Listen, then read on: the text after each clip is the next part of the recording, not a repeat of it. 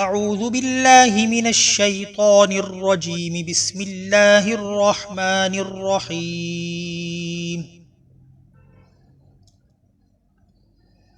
القارعة ما القارعة وما أدراك ما القارعة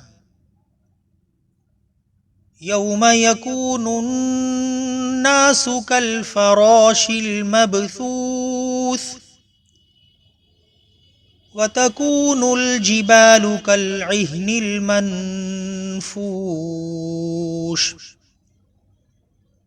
فأما من ثقلت موازينه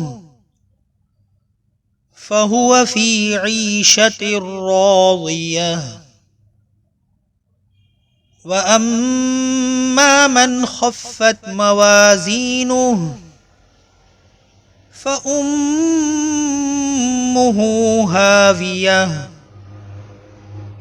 وما أدراك ما هي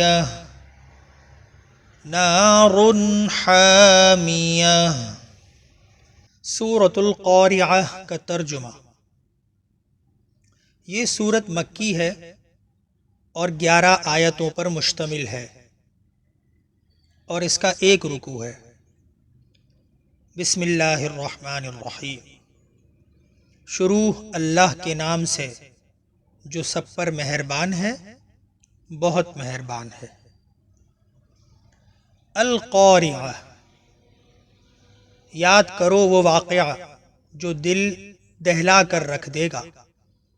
ما القارعہ، کیا ہے وہ دل دہلانے والا واقعہ؟ وما ادراک ما القارعہ، اور تمہیں کیا معلوم وہ دل دہلانے والا واقعہ کیا ہے؟